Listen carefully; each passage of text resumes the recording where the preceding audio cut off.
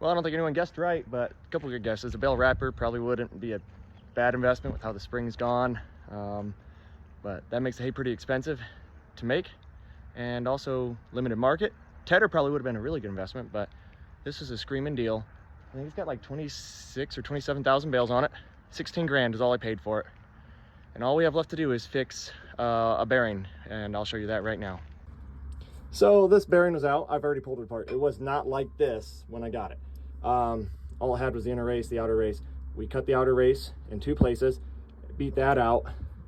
Haven't been able to get the new bearing in. So we're putting that in the freezer overnight. We'll heat this up tomorrow, then put the frozen one in.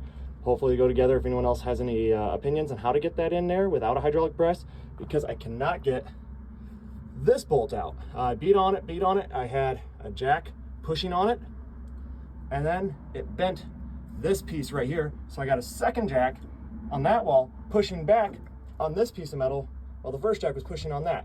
And I still couldn't get that bolt out. So if there's any way I can get it in there, we're gonna freeze it overnight. We only put it in the freezer for like a half hour to try it tonight because we're running out of daylight. I did mow down about 15 acres or so today, but any advice would be great. Push comes to shove, I'll just grind some of the race off to get it to fit, and we'll fix it right in the winter time or whenever it breaks. But yeah, I'm excited for it. Definitely not a bad looking baler. There's far worse. Definitely not new, but in decent shape. I mean, you can tell if they've been used and abused. I mean, there's a lot of life left in the flighting. I assume that's a good sign, but there's a lot of rust in the pickup. I'm assuming they've used acid. Brand new tires, both sides. That's 2 grand. Oh, and it does need a hydraulic line replaced.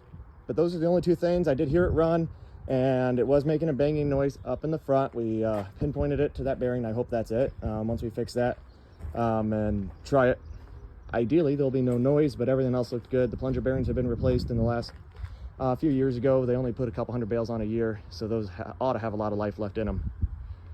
But yeah, what do y'all think? I think 16 grand seems like a steal for this. I think most of them bring about 20 to 25, some of them 30, so yeah.